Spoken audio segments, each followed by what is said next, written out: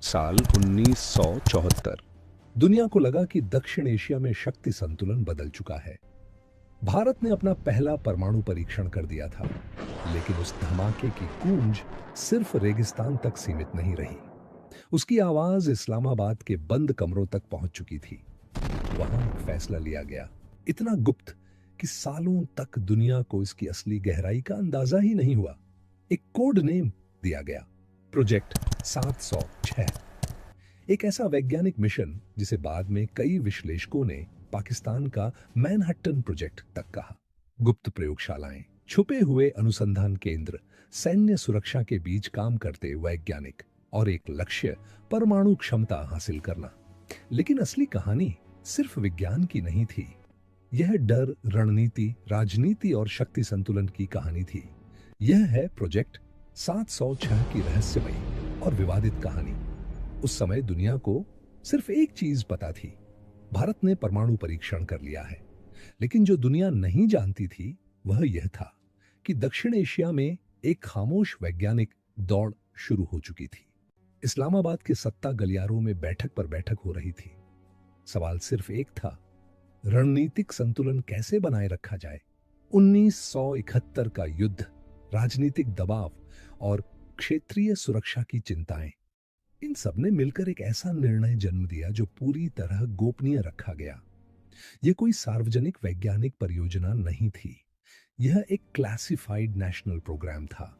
गुप्त प्रयोगशालाएं स्थापित की गईं, विशेष वैज्ञानिक समूह बनाए गए और सेना के अधीन एक अलग संरचना तैयार की गई ताकि कार्यक्रम पूरी गोपनीयता में आगे बढ़ सके। धीरे धीरे इस मिशन का दायरा बढ़ता गया और इसे एक आधिकारिक कोडनेम दिया गया, प्रोजेक्ट 706। साल 1974।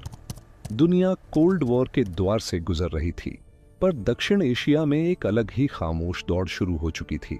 भारत ने मई 1974 में अपना पहला परमाणु परीक्षण किया, कोडनेम स्माइलिंग बुद्धा। इस परीक्षण ने पूरे क्षेत्र की रणनीतिक संतुलन को बदल दिया। लेकिन सबसे गहरी प्रतिक्रिया आई पाकिस्तान के सत्ता केंद्र से। इस्लामाबाद के बंद कमरों में एक सवाल गूंज रहा था, अगर भारत परमाणु शक्ति बन गया तो पाकिस्तान का भविष्य क्या होगा। और यहीं से शुरू हुई एक ऐसी गुप्त परियोजना जिसे इतिहास में प्रोजेक्ट 706 के नाम से जाना गया। कुछ दस्तावेजों में इसे प्रोजेक्ट 786 भी कहा गया। यह सिर्फ एक वैज्ञानिक प्रोग्राम नहीं था, यह एक रणनीतिक मिशन था, एक जवाब, एक डर का जवाब। 1971 का युद्ध पाकिस्तान के लिए केवल सैन्य हार नहीं था, यह एक मनोवैज्ञानिक झटका भी था। देश का विभाजन, सैन्य नुकसान और अंतर्राष्ट्रीय दबाव ने पाकिस्तान की सुरक्षा नीति को पूरी तरह बदल दिया। जब जुल्फिकार अली भुट्टो सत्ता में आए, उन्होंने एक बात साफ कही थी, अगर भारत बम बनाता है तो हम घास खाएंगे, लेकिन अपना बम जरूर बनाएंगे।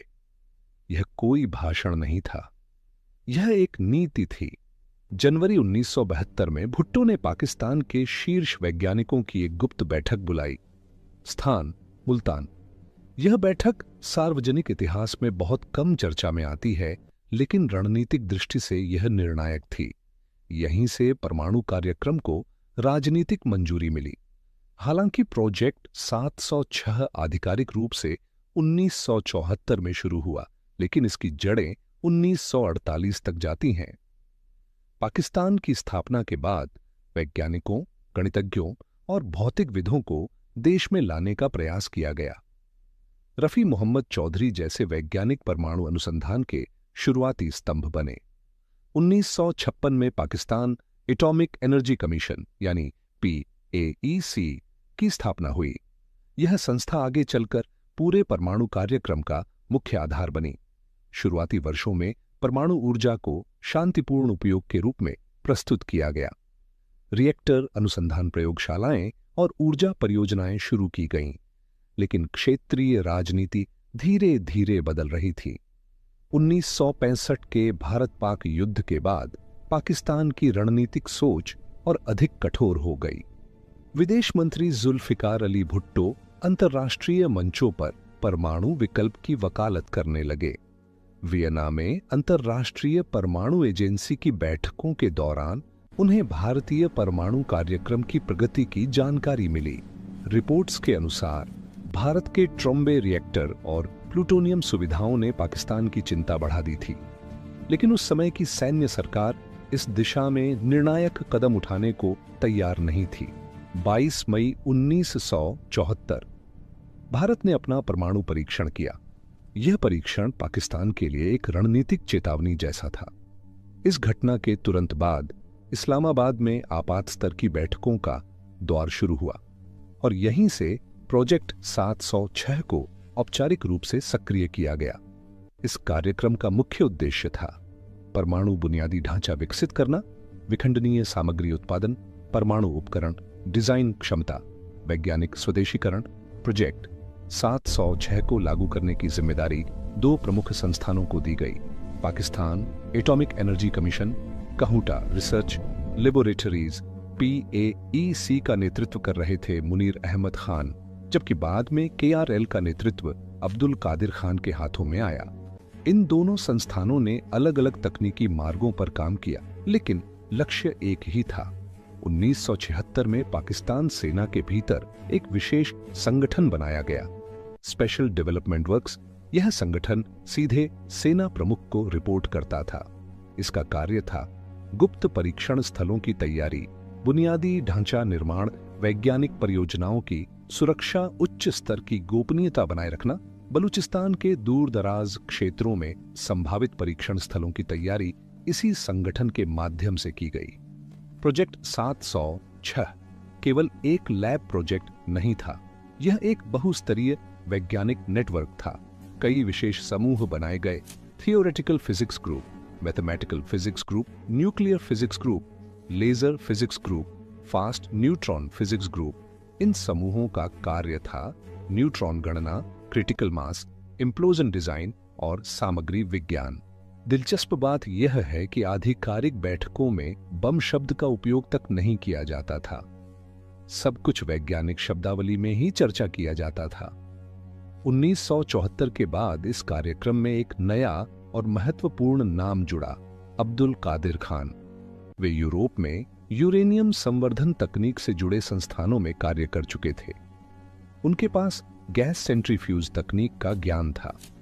भारत के परमाणु परीक्षण के बाद उन्होंने पाकिस्तान के नेतृत्व को पत्र लिखा, जिसमें उन्होंने अपनी विशेषज्ञता की पेशकश की।